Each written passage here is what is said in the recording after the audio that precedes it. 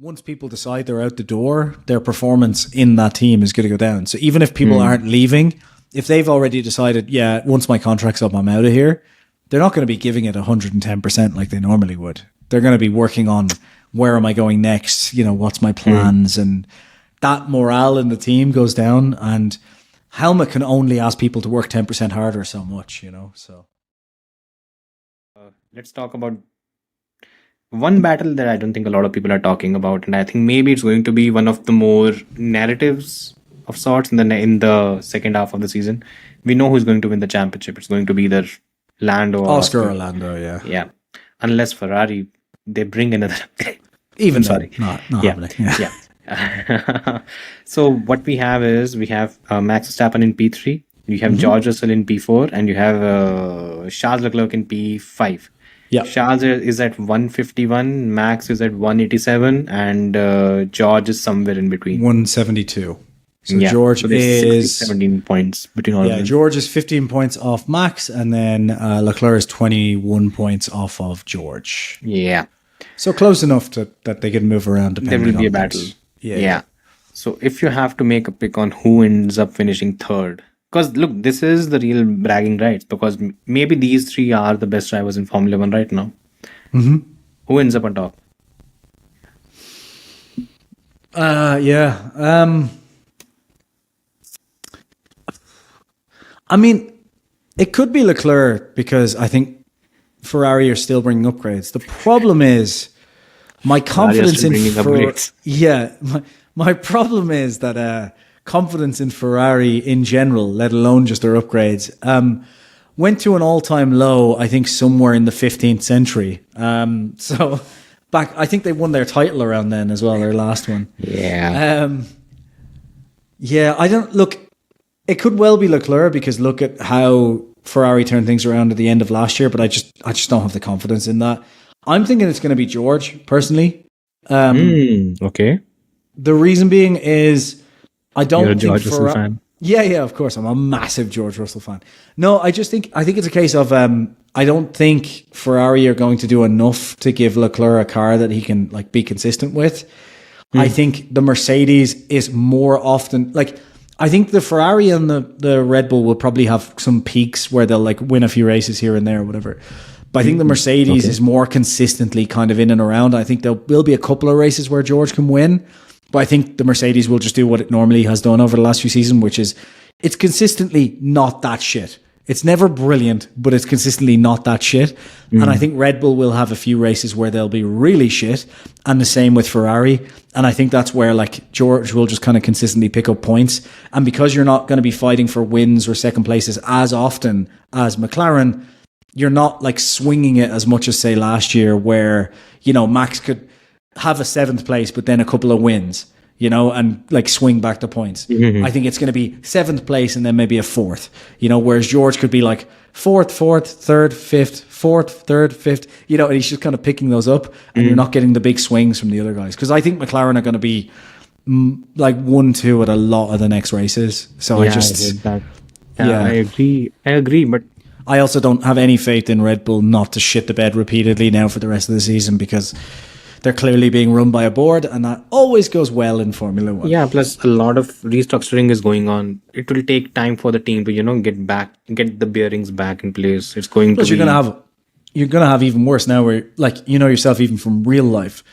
Once people decide they're out the door, their performance in that team is going to go down. So even if people aren't leaving, if they've already decided, yeah, once my contract's up, I'm out of here, they're not going to be giving it 110% like they normally would. They're going to be working on where am I going next? You know, what's my plans? And that morale in the team goes down. And Helmut can only ask people to work 10% harder so much, you know, so. Yeah. I worry about that. I cannot believe that's a literal quote.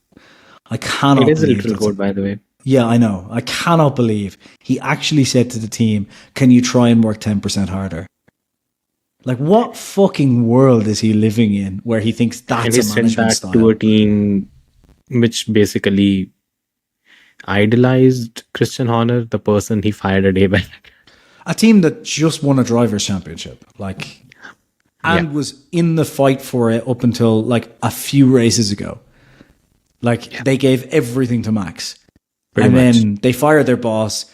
Max basically says, yeah, I'm not winning the championship in this shit car. And then he comes in and goes, work 10% harder. Yeah, sure. That sounds This is going to go down well, isn't it? Yeah. I mean, I've had some startups that I've run before that have failed, but I think they would have failed spectacularly fast, like much faster and more spectacularly. Yeah. If when we had a contract or something go wrong, I had to said, guys, can we just work 10% harder?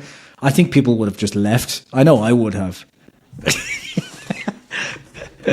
Yeah. So, yeah. My worry is the same. I ideally look, if there is any championship where you have somewhat similar paced cars and you have Max Verstappen, around 10, 15 and more and around 30-point lead, you would expect Max to be finishing P3. I don't think he does. I first of all, I don't think he will be motivated enough for a P3. He's not pushing After fighting for championship for the last 4 years. This is breadcrumbs for him. He's not really interested. Then the other thing is, I don't think the Red Bull operation is going to be as sharp as it has usually been. Yeah. And then you have a scenario where the car, I mean, we all forget it was dog shit in Hungary. There was something, I don't know what exactly happened, but the car was not in the perfect window. And you might see, and you have one or two more races where Max is finishing P8, P9 on performance. Yeah. And you have George and Leclerc fighting for the podium. The gap is gone. So once you add all this up, it becomes a bit tough for Max to be a factor. Yeah. I think the battle between George and Charles is going to be interesting because I think Ferrari is a more peaky car. Yeah. In Hungary, it could have won if the floor didn't shit the bed. There's one major question when it comes to Ferrari. It is whether the issue was track or condition specific, or whether it's just the feature of this car. If that is sorted, then I think Ferrari would have the best car in the last 10 races. And if Ferrari has the best car in the last 10 races, I wouldn't be surprised if Charles wins. Yeah, if Leclerc gets a good car under him, then sure. But this is less about Leclerc and more about Ferrari. So as throughout his career, that has been the case, right? So like, if Leclerc has the best car of the three, then Leclerc is winning. Because the margins between the three are quite, as much as we talk about this all the time. As much as Max or George or Leclerc fans like to throw things around, the margin between them is very small. It's fine detail. So if Leclerc has the best car, that you actually back Leclerc to win, like there's Singapore, there's Monza. I'm not entirely sure how the low downforce thing is working for them. The third is which was Baku. Sorry. Yeah. So these are the three tracks where I think I'd expect Charles to have a good one. And if he has three good ones and he wins even one of them, even that helps a lot.